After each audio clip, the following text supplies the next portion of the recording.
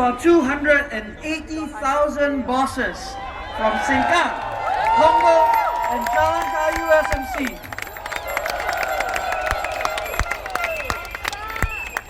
The past few years have not been an easy time for Singaporeans. We watch as prices surge on things that we eat, use, and depend on.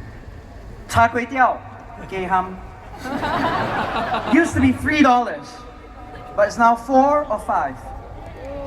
A full tank is now $100 or more.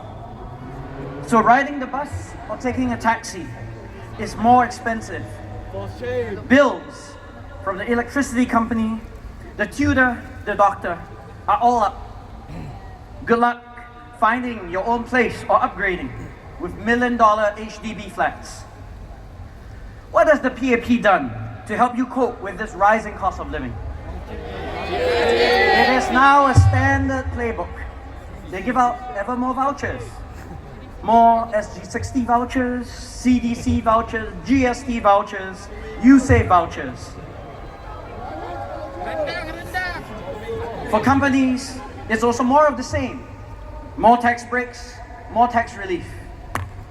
Many Singaporeans rightly judge that such measures are short-term, address only the symptoms, and hence deeply unsatisfactory.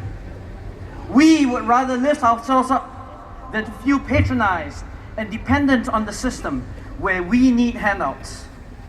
These may be necessary in emergencies like COVID-19, but the continued dependence on them suggests a problem with the system itself.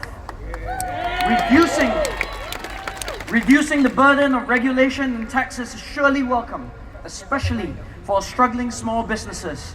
But to keep coddling rich multinationals cheapens our country's value proposition. What is worse, the government has only added fuel to the flame of rising costs. They insisted on raising GST in 2023. When inflation was already raging, and when there were easily other sources of revenue available.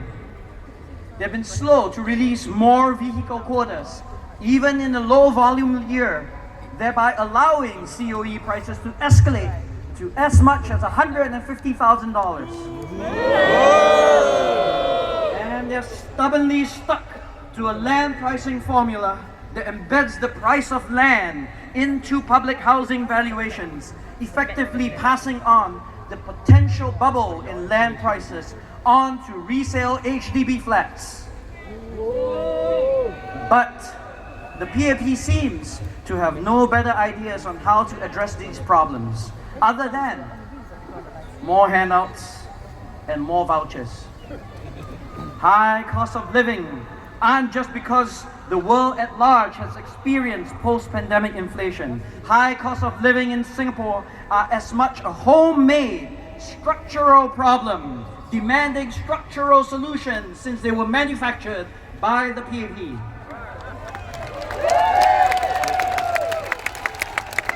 Think about HDB.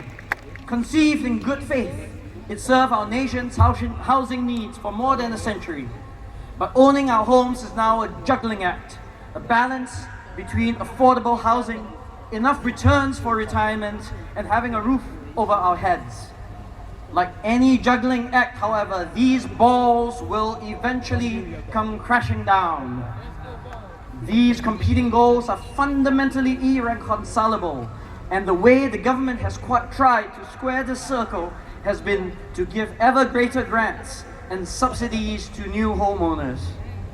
But this fosters a rentier mindset. People buy and flip, cashing out after the MOP.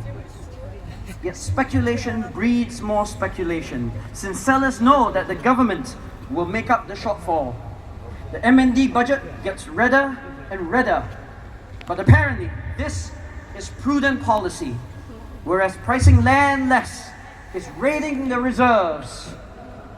And high land valuations don't just affect the prices of our homes. Costly land means high rents, and high rents are killing our companies. The government says that rents are only a small part of business costs, but they do not affect food prices. But they fail to see that rent gets passed through to everything else. Without acknowledging that their land policy is a problem, how can the PAP solve the problem of high cost of living? Now that prices are already high, the only way we can all cope with the rising cost of living is to have our incomes rise. We will then worry less if our salaries have adjusted accordingly. But the government has been too passive in urging businesses to embrace this sorely needed adjustment. They've worked with the National Wages Council to issue guidelines for raising salaries, but only for lower wage workers. Yet the rest of us face high prices too. And for the retired, they have stubbornly refused to adjust how CPF pays interest, even as retirees' hard-earned nest eggs are eaten up. This government needs to take stronger leadership on the economy and make sure that the overdue increase in our incomes comes sooner rather than later.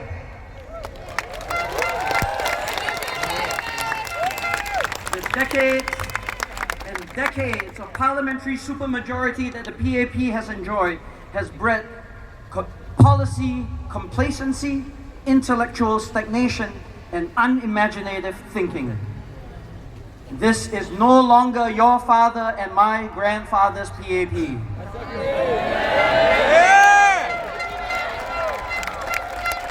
The modern PAP has shown itself bereft of good ideas and necessary reforms that are able to address the complex and evolving problems of the 21st century.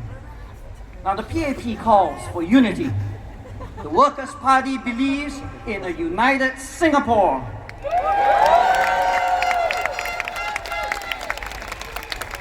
But we cannot, we must not blindly unite in voting for the PAP.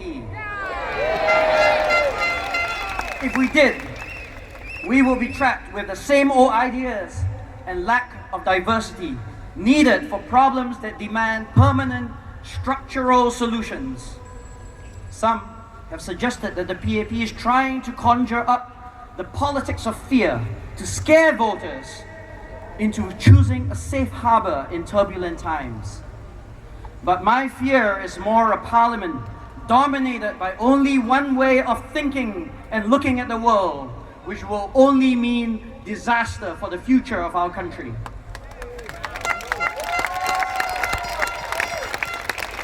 How can we be sure that a one-party government will take your concerns seriously if we aren't there to speak truth to power? How can we be certain that highly paid ministers are not subject to groupthink and disconnected from the things that truly matter on the ground to you and I?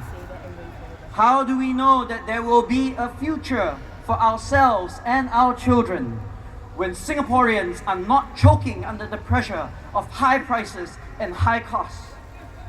We need fresh ideas and new perspectives for our changed world. The Workers' Party has consistently championed innovative policy proposals in Parliament. The PAP dismisses our arguments, calling them theoretical or irrelevant. But then 10 or 20 years later, they show up in government policy. Let us be your voices that the government can no longer choose to ignore. Voices that know how you feel because we talk to you. We listen and we learn.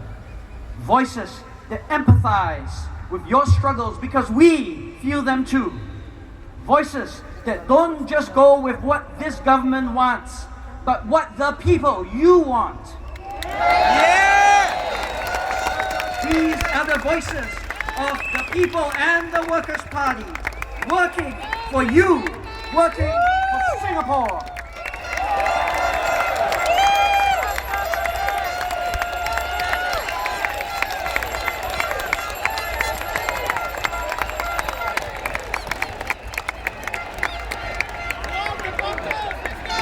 Okay, thank you, Jamus. With the Workers' Party!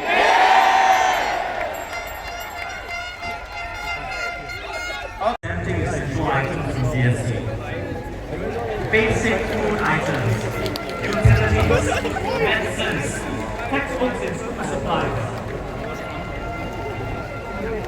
We want tiered pricing for utilities. No consumption. 看杜绝5、6个动作，我们可能